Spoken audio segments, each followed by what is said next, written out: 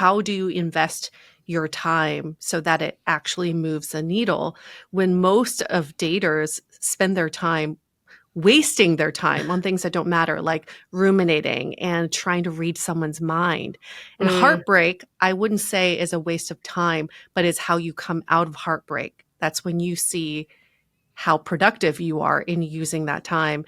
And we often talk about it's not a setback. It's just it's whatever's meant for you will happen, and it's meant to teach you a lesson, and then you move on.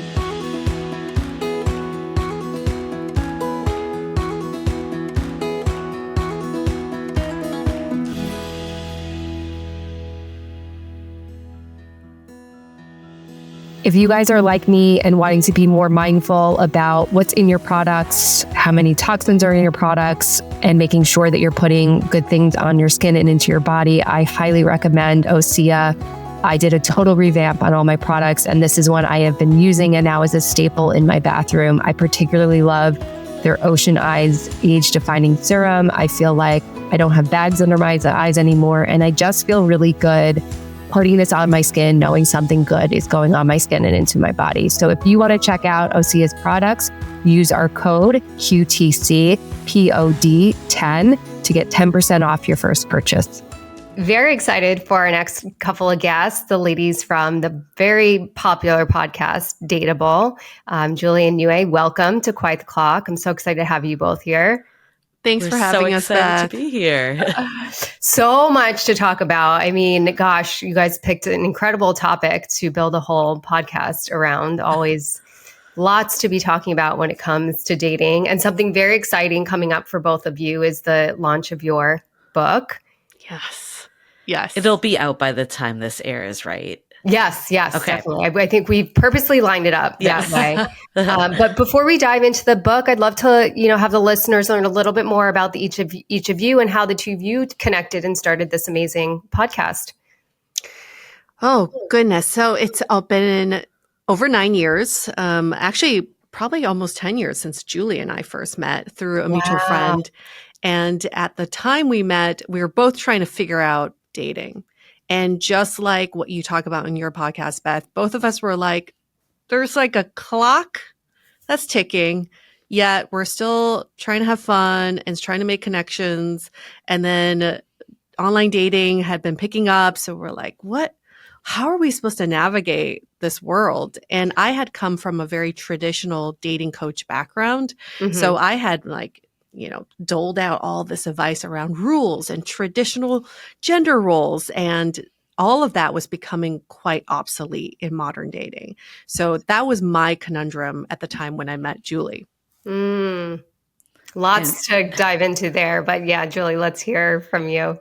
Yeah. And when I met Yue, we were both in our 30s. So, I had done like the serial dating in my 20s on apps and, dating sites like Match.com and some of the more OG sites before apps really had their explosion. And I had met someone that I thought was the one. And then it became not the one because of, sometimes, as we've all learned, that you can be very much in love with someone, but that doesn't mean a relationship always works out that way. Oh my God. I have to stop you there because I'm just like the alignment. I literally recorded a solo episode talking about just that and I kind of went through my dating history and my relationship history and also ending a relationship that I thought was the one. And just kind of the theme was kind of love is not enough sometimes. It's not. And I think it's really hard too if you've been dating for a while and then you finally meet that person and you start to imagine the whole life because you're like, finally, I met them. Now everything's going to fall into place. Yeah. And when it doesn't, it can be really heart-wrenching. So when Yue and I met, we were kind of coming into it, both newly single, Yue in a new city, me coming out of this. And we were just like, why is dating so difficult? Like, why are these challenges? And, of course, we're in our 30s. We're like, we want to eventually have the life maybe we thought or envisioned at some point. But we also want to make sure that we're not with any relationship, but we're in the right relationship. Yeah. Well, and I think, to your point, both your points, like kind of how do you navigate it? How do you take sort of the stories we're told about what it should look like and by when, and sort of integrate that into your own values, your own timeline? And I'm curious to hear from both of you sort of what you felt as women dating in your 30s. And I can say for me as someone dating in my 30s and not having met my partner yet, there was some strong judgment and narratives internally and externally. And I'm curious if either of you experienced that and maybe what sort of the internal narratives were and maybe what you were hearing externally. I was 26 years old when my boyfriend of 5 years proposed to me in the middle of Times Square. And my first reaction was, hell no. Like it was just a visceral, I might throw up, and a hell no. And I couldn't really understand why that was not the path I was ready for. But I just knew deep down, even though I had been with this person for so long, this is not the road I want to go down. And I was like in the middle of New York thinking, I have so much more life to live. And I thought when it happens, it'll happen for me and it'll happen at the right time. So all through my 30s, I just couldn't understand why I could never get close to that again. It was really interesting. Wait, I just have to ask you, did you say no in that moment? I did. And he had to FedEx back the ring the next day. This is why you should always talk about engagement before it happens. Right. It was kind of a surprise for me. And he had already told his family. His family called me the next day to congratulate us, not knowing what had happened the night before. And I didn't even know he had been ring shopping. He went ring shopping with his sister. I had no idea. But they just showed me how much this was not the life for me. Even though it was presented to me in that way. Yeah, I think that's so incredibly powerful and an amazing message, because I think what can happen when there's all this external pressure and messaging and a vision of ways that things are supposed to look. And traditionally, probably getting engaged at that age is the right timing, but so brave of you to kind of tune into internally what you're feeling and what you're saying to yourself and say no. I think, and that's why I guess that was my question, because I think in a lot of circumstances, people will say yes, because this is what I'm supposed to want and this is what it's supposed to look like. And so I just applaud you for saying no in that moment and kind of tuning into what you actually wanted. I felt the same way. I felt like it was kind of a heroic moment in my life because I was able to take charge and carve my own path. But the issue I faced in my 30s was, okay, I said no to this. I knew what I didn't want, but what did I want? Right? If I'm throwing away this ticking clock society has imposed on me, what is my timeline? And I still, for a whole decade, I could not figure out what was it that I actually wanted. Was it marriage? I didn't know. But amazing to be able to start asking yourself those questions based on your terms. Julie, for you, did you have a similar experience of kind of being more in tune with your own desires? I was going to say, I did not have a similar experience. I did not get proposed to in Times Square. I think for me, it was that I always considered myself a later bloomer, that I feel like I started really dating in my late 20s almost. Did you listen to the episode? Were you here while I recorded this episode yesterday? Are we the same person? You went through yesterday? I literally same, late bloomer to everything. Yeah. I feel like it just wasn't a focal point for me for so long. And I think in high school, I was never the girl that got a lot of attention. I went to the prom with my friend's now husband because she wanted to bring him to the prom. That was, and she had a different date. That was where I was at. So I think it was something that I felt like I couldn't really control, where my career and education, those were all areas that the more effort I put in, the more outcome I saw. So that's where I funneled my attention. And, looking back now, I'm glad I built a life and I built that foundation. But in the time, it was one of those things that I always felt like I was playing catch up. And I think like in my 30s, that was when I had that first like relationship that I mentioned earlier. That was like my first true love, that I was like, finally, it's all coming together. And then it didn't. And it was really hard because all my friends were getting married at that time.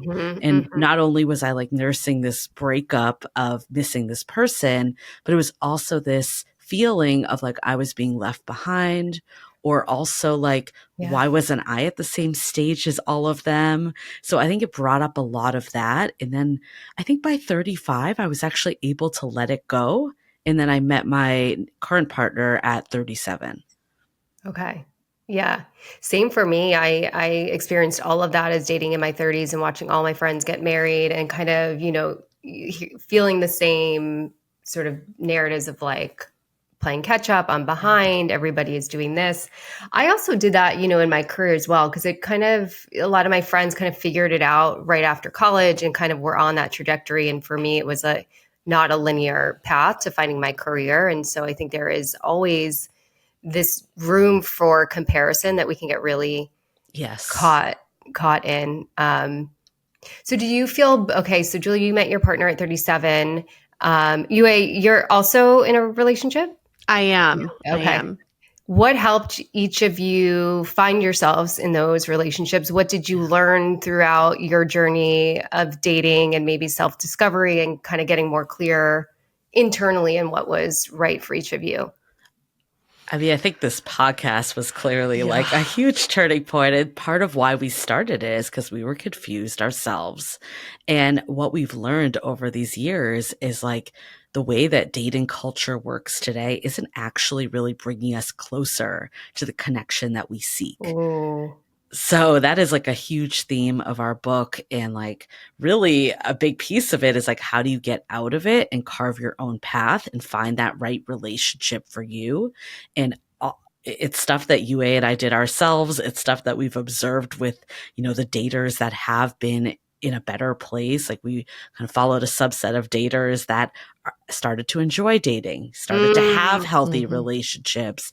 And we looked at like, what had we learned from the podcast? What had we learned from our own journeys? What had we learned from them?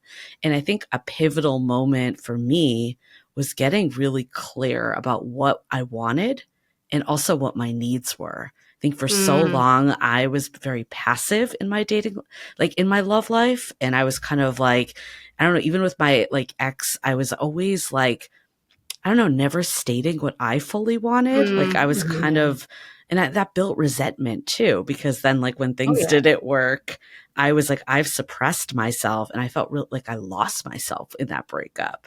So I really changed how I approach dating with my needs at the forefront.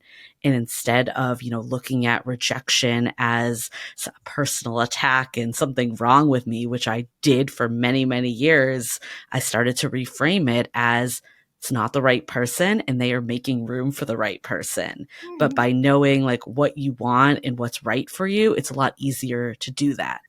Yeah, I've seen, and I want to hear from you too, but I've seen a lot in my work, through this podcast and as a therapist, there are these feelings and fears around being overly expressive of your needs and that might scare somebody away. So there is, people are showing up in the dating space, not being clear, not being assertive, not, being vulnerable because they don't want to be too needy or they don't want to scare someone off by being really clear with what they want. And how have you each seen that? How do you help people navigate that? Kind of maybe there's some things in the book that you guys recommend how to reconcile the fear of coming across overly needy.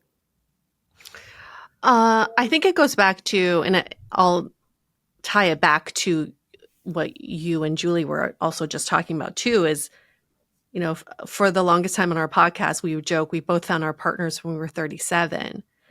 And little did I know, 5 years later, I would realize my partner of 5 years had been cheating on me. And in that moment, I think what I realized was I am the only constant in my life.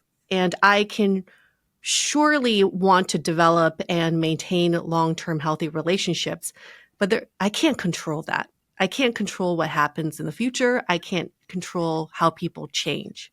So if I were to turn it back on me and say, I'm the constant and these relationships are here to serve me, to make me better, how can I push myself in every opportunity to, one, express my needs, two, be clear about what I want, and three, expand my heart so I can allow for the love to come in. So I think that's maybe an indirect way of answering your question is, I'm never too needy if I am pushing myself to become the best version of myself. If I am expressing my needs, I'm not only setting up my partner for success because now they understand, but two, I am challenging myself to advocate for myself too. Absolutely. Oh my gosh, absolutely. And a lot of distress comes from unmet needs. And to your point, Yes. Julie, if we're not expressing them, a lot of bad feelings develop, resentment. I mean, the amount of times I've had clients be so disappointed because someone didn't meet their expectation. I'm like, well, did you communicate the expectation? And the Yeah. answer is often no. So I think keeping in mind the amount of distress we maybe unintentionally bring on by not expressing our needs. Yeah. And I mean, I think this has been something that you can blame the patriarchy. You can blame bad dating advice from years in the past. But women especially have been conditioned to be you can't be needy. You'll scare away the person. And our whole take is then scare them away. We can't be so afraid to scare away the wrong people. And ultimately, if you have being human, you have needs. I think there's a huge difference of being needy versus having needs also. And relying on, and again, relying on another human being, that's also natural. That is a relationship. We've been taught all this stuff is quote unquote bad, but it really is, how a connection is formed. I think there's a huge difference though of putting not having any sense of self or sense of agency versus wanting to need someone and rely on them. Yeah. Yeah. And I'm a huge believer that these conversations and this clarity is important to be having up front. We talk a lot on the podcast about, again, and sort of the theme of running out of time and biological clock and family building, if that's what someone wants, is having these conversations up front. Do you want a family? Are you open to adoption? Just the nuances of that and just sort of the time you save there by having those conversations out up front versus not, and then finding yourself in a place where however long in you realize you're not wanting the same things, you're not aligned on those things. So I say that, and that sort of what comes up for my clients and people that have been on this podcast or listen is that wasting time. And I liked one of the things you guys had said that maybe it was a post on your Instagram account, was that heartbreak is not starting over and it's not a waste of time. I'd love for you each to speak to that, because I agree with that. I think it's not. There can be something to take away and something to be gained and something you take out of the experience that sets you up for later success. I think that's also the inspiration for a section or book about investing appropriately. How do you invest your time so that it actually moves the needle, when most of daters spend their time wasting their time on things that don't matter, like ruminating and trying to read someone's mind. And heartbreak, I wouldn't say is a waste of time, but it's how you come out of heartbreak. That's when you see how productive you are in using that time. And we often talk about it's not a setback. It's just it's whatever's meant for you will happen, and it's meant to teach you a lesson, and then you move on. But we equate it to this concept in strength training called hypertrophy, where you basically damage your muscles and that's how you grow them. And we say it's kind of the same in heartbreak. When your heart, which is a muscle, gets damaged, it can only grow stronger. And that's think of it as a privilege to be able to grow your heart as big as possible. I love looking at it like that.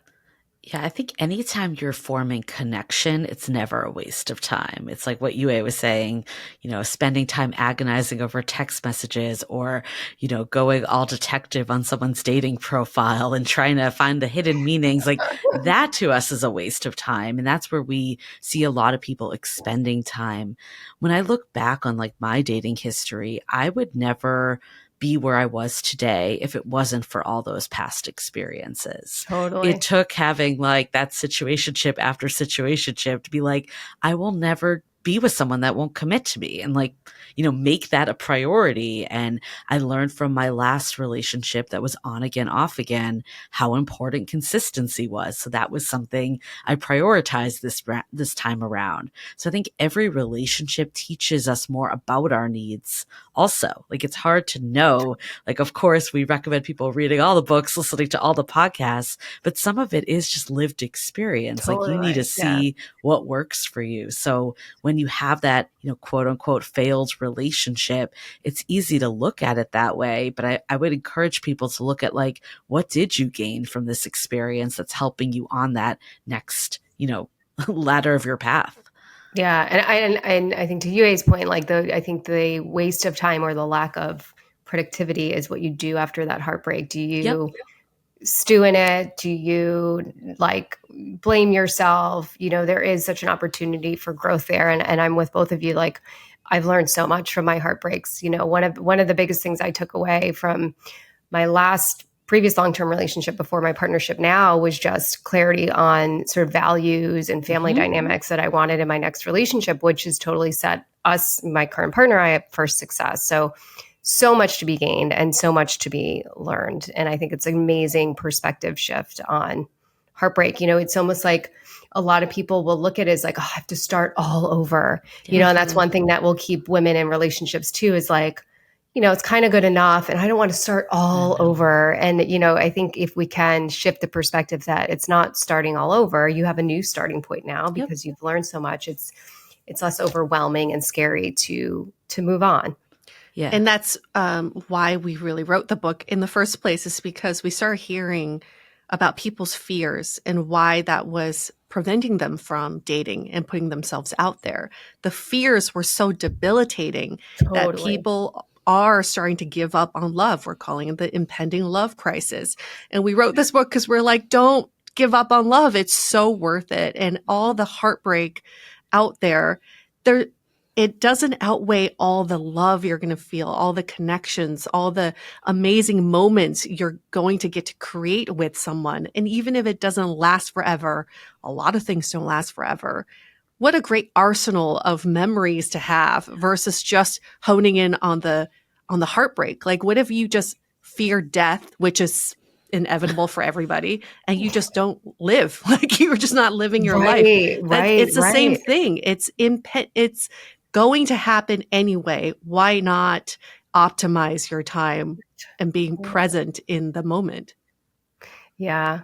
Let's talk about the love crisis and what you guys see that being and happening in modern dating. And it's interesting to have your perspective, Yue, too, as someone that was a more traditional dating coach where there was all these rules. And I mean, it's changed so much, like all the apps and all the things and technology and social media. So I am curious to hear, like, if you guys each can speak to what is this love crisis we're seeing?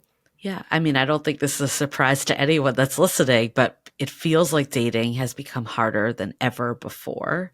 And it's, eating at people's mental health to the point, like Yue was saying, like people feel like either taking an extended sabbatical or giving up altogether.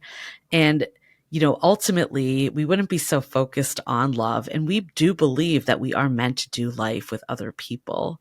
And, from research too, that having a good relationship is one of like the biggest predictors of happiness. But having mediocre or bad relationships is quite the opposite. So again, there's a lot of that fear coming in too. But because dating feels hard, because it feels unachievable, we feel like people are like starting to feel like they want to throw in the towel or feels like what they're looking for isn't there. Like we hear so many people are like, I just want to find someone emotionally available. Like, why is that so hard? And I think with modern dating, it's kind of a double-edged sword. It's really nice because we have all this freedom now. We don't have to go down one path anymore. We can kind of DIY and design the love life that works for us. But what's hard about that is that there is no path. Like you're kind of creating your own rules. I think why people gravitated to books like The Rules and like some of those old dating Bibles were like, it gave you a blueprint, and that's missing right now. And it's hard and it's confusing.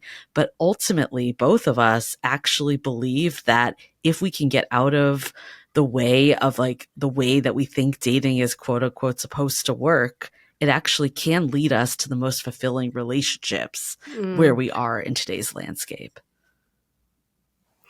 What are some, and I'm sure, we're going to totally support and promote the book, but if you can share here some suggestions on kind of how to get out of the mind frame that is not working, right? I have so many clients that are just like, I hate the apps. I hate them so much. It's so awful. It all sucks.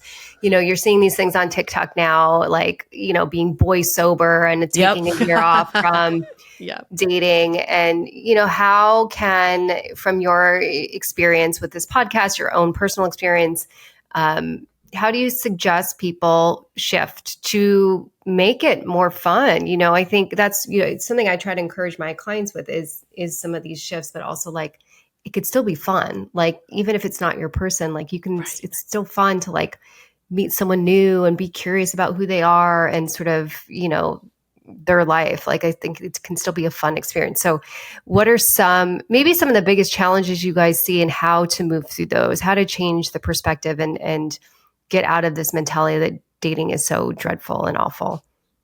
I think overall, there are two outcomes in the future. And we kind of outlined this in the book too.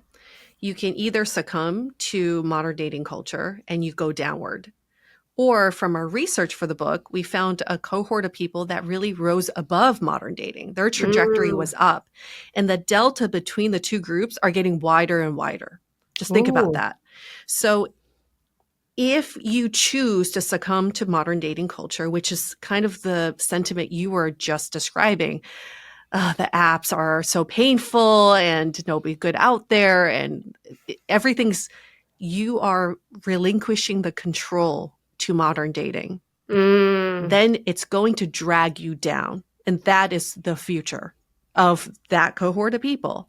But when we saw the people kind of rising above modern dating, it wasn't just about toxic positivity, like, I'm going to be optimistic. There's good people out there. We heard people say, oh, I'm going to be in the driver's seat. I'm going to be the CEO of my love life. And even just that little mental shift of saying, okay, if I'm the CEO of my love life, who am I hiring and who am I firing? What am I allowing into my company? What is a culture I'm allowing into my company? And what's a culture that I no longer want? And I actually will stop that now. So when you put yourself in that mentality, what we saw people do, and give you one of the examples that you were asking about, is always like, communication. It's always around communication. I'm waiting for a text back, or they said we were going to hang out Wednesday. It's Tuesday night. I haven't heard anything. If you are the CEO of your love life, if you had an employee who was supposed to show up on Wednesday and it's Tuesday and you haven't heard confirmation, what would you do? As the CEO, would you be like, oh, maybe I'll just wait for them to show up? Maybe they will. Maybe.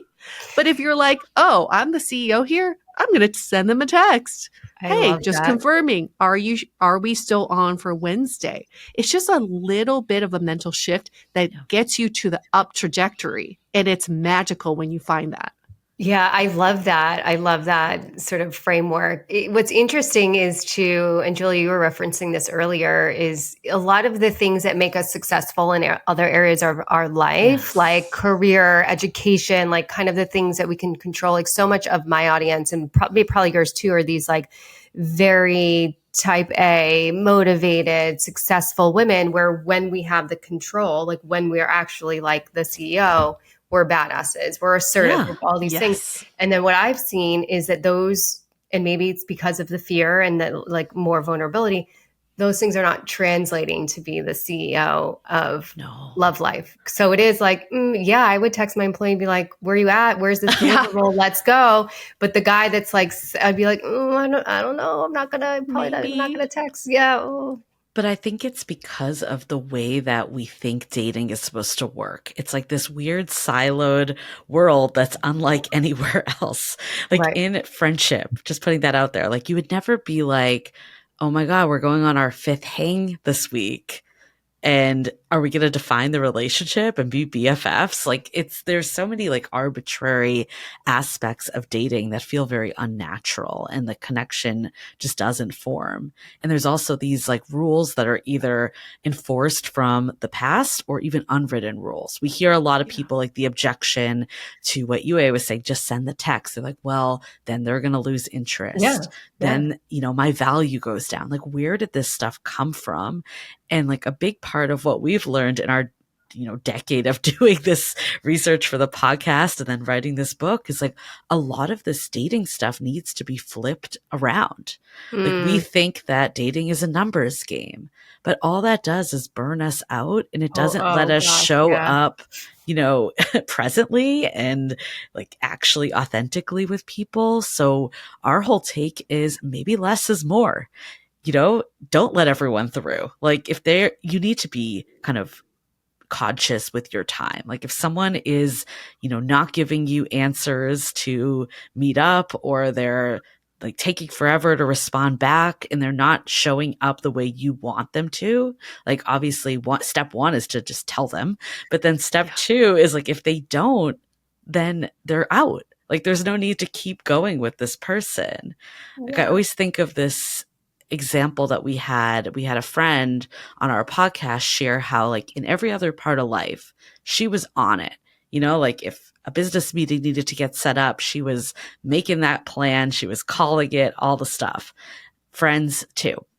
With dating though, she felt like she was succumbing to the lowest common denominator because people were doing such bad like dating behavior that it just made her do the same behavior. So she started ghosting people and doing all the things, that like because other people were doing it to her.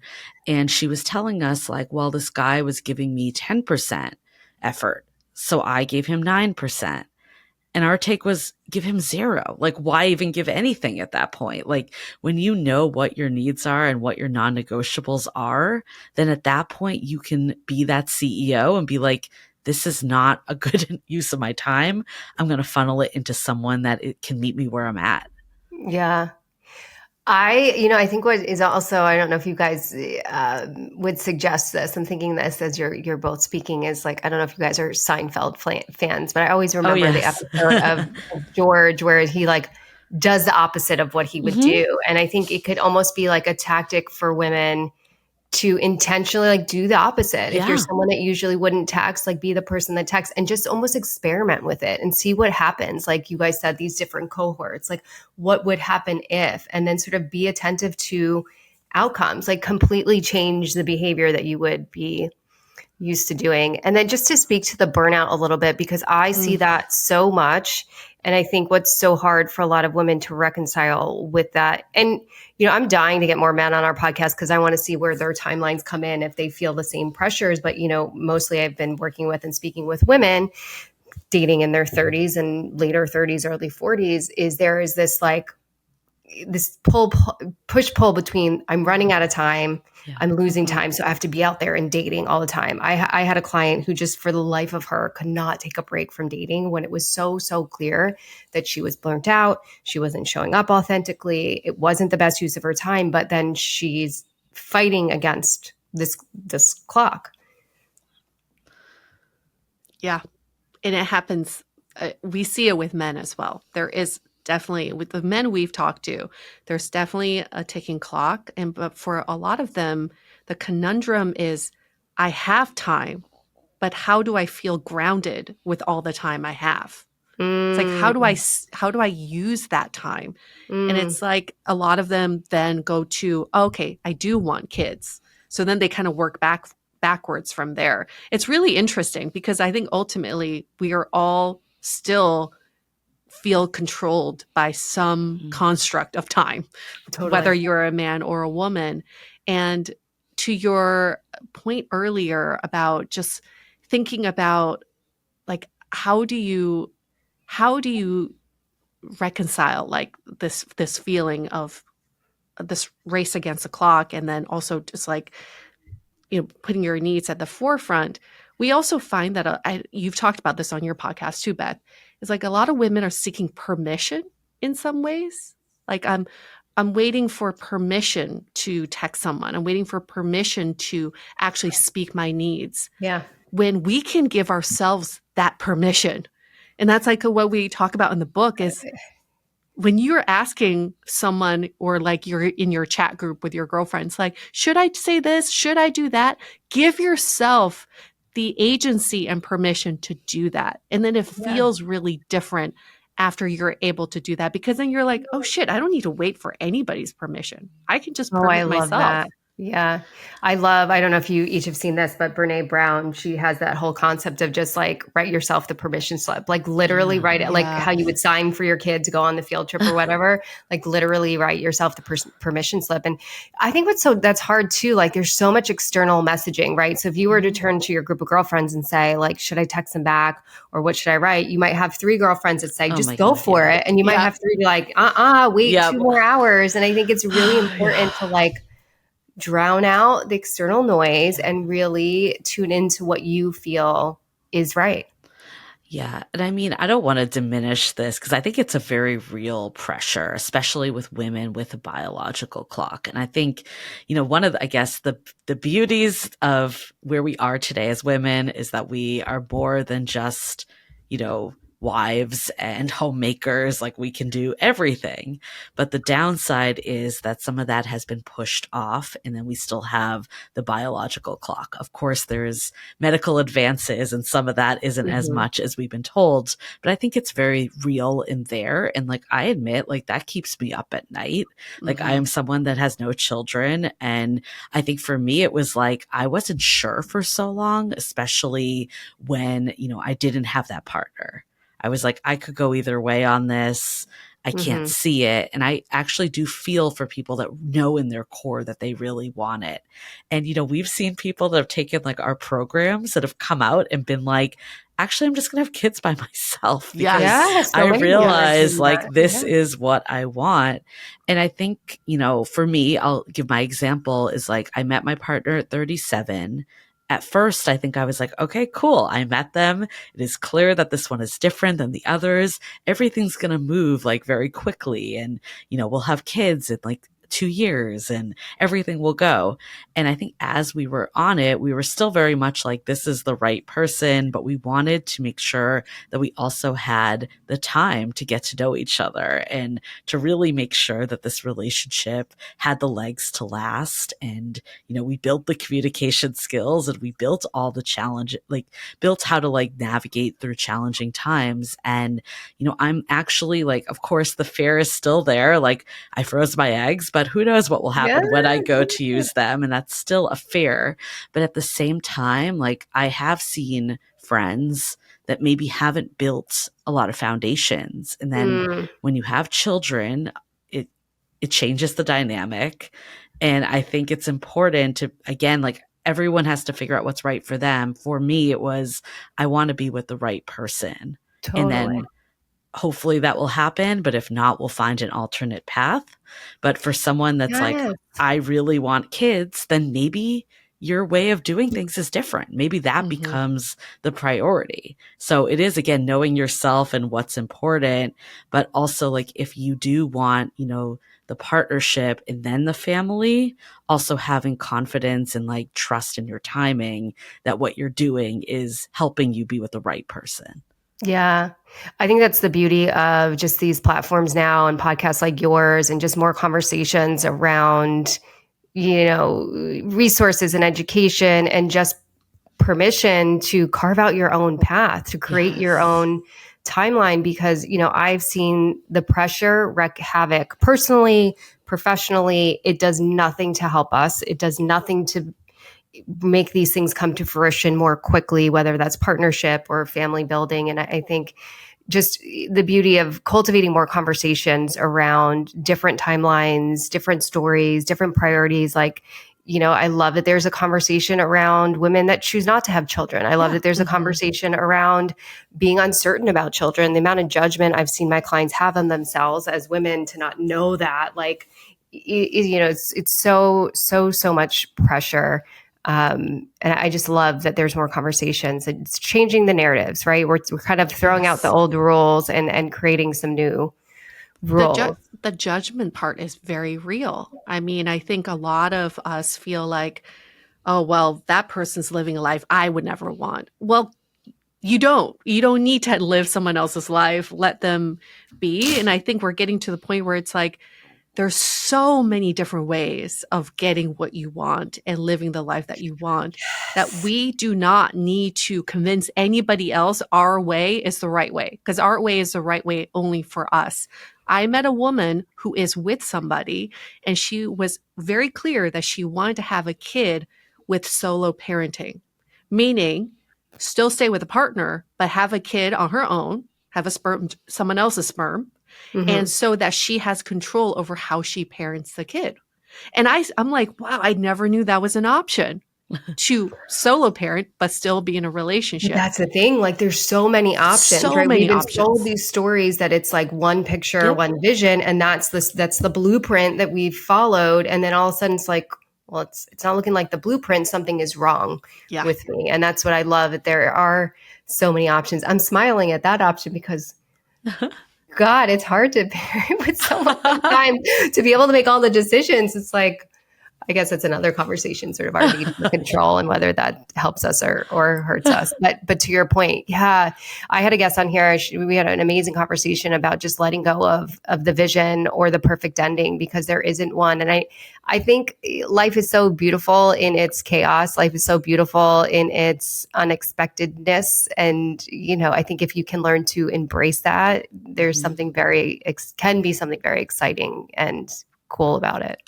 I think one of the hardest challenges is to be intentional, to know what you want and what you're looking for, but also not be so tied to that outcome, and being flexible and, not expecting like every person to fulfill that outcome too, or put that much weight on it. But finding that balance is something that we've been exploring now for a decade. And it's something that, we obviously have a lot of insight on, but it's also a work in progress too. Mm-hmm. Yeah. I want to quickly ask you about one part of the book is, I guess I have a couple more questions. So many questions to ask you, ladies. You talk about the dating archetypes. Can you speak to those a little bit here? Sure. Yep. And it comes from our almost decade-long research where we found different groups of people and their behavior and attitudes towards dating. Now, it's also to say that these are not mutually exclusive. You can have a little bit of all of them. Well, we find that most people have a little bit of at least 2 or 3 of these archetypes. And it's to highlight that once you know what archetype or archetypes you are, it's to highlight the superpowers you have when it comes to dating. Oh, yes. Love it. Because there's good, and then there's also things we can improve on. And then it's also to highlight what may be holding you back. There are just a lot of challenges or traps that you may be falling into that you may not be aware of, right? So one of the archetypes that I'm most drawn to, because this is like 100% me, is the maverick, the person who is uber independent, who is very much tied to their independent and freedom-filled life and identity. That in a relationship, what's great is I give my partner space. I have a lot of respect for space. But what may be holding me back is that I run at the first moment of conflict or a hard conversation, because I'm like, this is encroaching on my independence. I'm losing control. So I'm going to run away from this issue. And I never go deep with someone because I don't actually allow myself to get there. So if you feel like you can identify with Maverick, we give a lot of kind of like anecdotes in the book, but also ways for you to remove those obstacles and really show that vulnerability and go deeper without losing your independence and freedom. Yeah. And the And two, Julie, what archetype would you identify with? yeah, I had 2 dominant ones, and there are 5 total. So people can take the quiz. It's available even on our website, but of course in the book too. And mine were the dreamer and the achiever. So the dreamer is, the person that wears their heart on their sleeve, wants nothing more than that big love story, and, often sees the benefit of the doubt in situations. They see the best in people, all which are really incredible qualities for a partner. But also that person that may give someone the 10th try in the 20th chance when they really like knowing what you deserve and what you're settling for is a big part of the dreamer. And I think especially I would bet some of your audience, when we want something so badly, it kind of falls into that like getting ahead of ourselves mentality. When we meet someone, we're like, oh, we've been on 2 dates. Like I'm envisioning my whole future. And that was my perfect storm because I also crossed over with the achiever, which is someone that is focused on milestones and making it to that next date. And again, really great qualities of knowing what you want, going after it, making your intentions clear and known. And, again, everything is a double-edged sword, but it's all about understanding what's helping you and then also what's getting in your way. Yeah. And I think it's so helpful for people to have context and language around sort of these frameworks. Attachment theory and style is something that's like everyone is learning about now. And I think that's helped I know it's helped a lot of my clients to understand how they show up in dating, what they're drawn to, who they choose. And so I love that you guys have these archetypes, and I can relate to. I probably am a little maverick. I would probably say I'm maverick, but yeah, that understanding of like, where is something really serving you? My independence serves me in all these amazing ways, but it's not serving me maybe in love life because I'm not vulnerable. Or to your point, Julie, like the dreamer, it's like, how many red flags are we going to miss, or how many, chances are we going to give? So I love that you guys offer that in the book because it's such a helpful tool and guideline to kind of understand who we are and how we're showing up in dating. And a lot of times people show up in dating, this coming full circle to the point you made earlier, Beth, like how we show up in dating isn't always how we show up in other parts of life. And that's why we wanted to really like hone in on your dating archetype, because there's personality types, but they don't always go into how we show up in the romantic world. Yeah. I love what you guys are doing so much because it's so digestible. It's so relatable. I can relate to everything you're in some way, and, I can connect to everything that you guys are saying and that you're offering. So you guys are doing an amazing service to everybody out there in the dating world. And I think your book is going to be hugely, hugely helpful to so many people. Thank you. Yay, we hope so. We were so excited to get all this information out there because we're like, everybody, we can rise above together. We can. But we have to get out of our own way. We have to shift our mindset. We have to like give ourselves permission. We have to change. We have to change. We have to be open to new vision. Like I've seen so many people be fixated on one vision, and life often doesn't turn out that way, but better or different, but it's still all great. And if we stay too narrow in our thinking and our perspective, we're going to miss a lot of opportunities. So let everybody know where they can find you well, I'm sure they can pre-order the book now. So if you can share all that information here.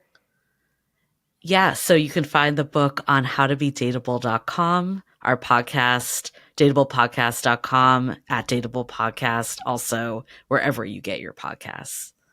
Amazing. Amazing. Any last words of advice you would offer to our audience who do feel the pressures, are feeling up against the clock? I think both of your individual stories of meeting your partners at 37 is so reassuring and hopeful. I know for me, especially in the family building world, I'd always be like, how old was this person when they got pregnant? So I think, just offering this model that there is actually time is beautiful. But if anything you'd want to leave the audience with. Just think about that. Think about life is this river, and it's not just glass, like it's not frozen in time. So things are never permanent. How you feel right now may not be permanent. You can't control where this river flows, but it's flowing. And it's the quality of the water that you are concerned about. It's like how much fun do I want to have while I'm in this floaty river? And not to get super morbid, but I've had a really good friend who lost a spouse recently, and she has 2 kids, and she's very young. And she said, I had the dream wedding, the dream marriage, the dream kids. Now what? And that question still haunts me, because it's like, what if you were able to get all the things you think you wanted, hit all the milestones? Then what? Because life still goes on. You don't just pause after these milestones. So I challenge everyone to think it's not about the milestones. It's about the river flowing and how you can really maximize that water, the quality of the water. Oh, I'm so sorry for your friend. Gosh. But yeah, I've seen, not in that way, but so many people sort of check the boxes, meet the milestones, and being like, this is it? Like, this is what was supposed to like bring me all the happiness. So I love the now what question. Yeah. I think it's changing the milestones too. What can they be? My biggest thing, though, that I'll leave for your audience, because it has helped me so much and I think it will resonate, is just this mantra of trust in your timing. Yeah. Because, I didn't think I would meet my partner at 37. I thought I'd meet them at like 30. But that was the timing that was meant for me. And looking back, I'm like, I'm so glad I met my partner at that age, at that time of my life. Yeah. And when I had done so much work, like emotionally and understanding myself and what I needed, because looking back, I'm like, everything helped me get to where I am now. Everything. Like, I think I always like to do like an inventory every year as like an end of year practice, but this can really be done at any point of your year, and looking at like what happened, and it could be even that date that didn't go into more, but what did you learn from it? What came out of it? Yeah. What is shaping where you want to go today? Because none of this is wasted time. Yeah. I love everything that you were saying. It resonates so deeply. And I think the work is to enjoy the river, trust you'll get there, because when we do arrive there, it all makes sense, right? And in the flowing of the river, we're not understanding like, where are we going? When are we getting there? But if we're not sort of embracing that journey and we're in pressure or judgment or shame or comparison, when we get there, it's like, oh, well, that all makes sense. I probably didn't have to feel all of those things. So I love amazing last words of wisdom. Well, thank you both so much for being here. So excited to have your book out there in the world and be helping everybody navigate modern dating. Thank you, Beth, for having us. You guys, I do not get on a flight anymore without my Bombas compression socks. They are a travel staple for me, especially on longer flights. The socks help improve blood flow from your legs to your heart, which obviously is so essential. I just love these socks so much, and I want you guys to have an opportunity to check out these socks too. So use our code QTC20 for 20% off your first purchase of Bombas. Hey guys, I'm Beth. Thank you so much for tuning in to Quiet the Clock. If you want to hear more episodes and learn more about how to dismantle societal timelines, live life on your own terms, live life fully and authentically, subscribe to our channel on YouTube, and you can also follow us on Instagram and TikTok at Quiet the Clock Pod.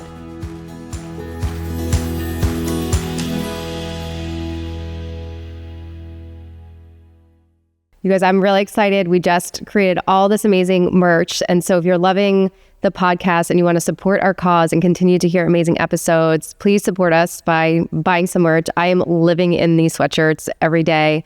We have a range of colors. We have hoodies, we have mugs, we have hats, we have journals. We have all of the things. And I love having them on because it's just a reminder to quiet the clock, to slow down, to like let life unfold and be happy. So there's meaning and purpose behind wearing it too, which is a nice reminder. So check out our website, quiettheclock.com, to get your merch.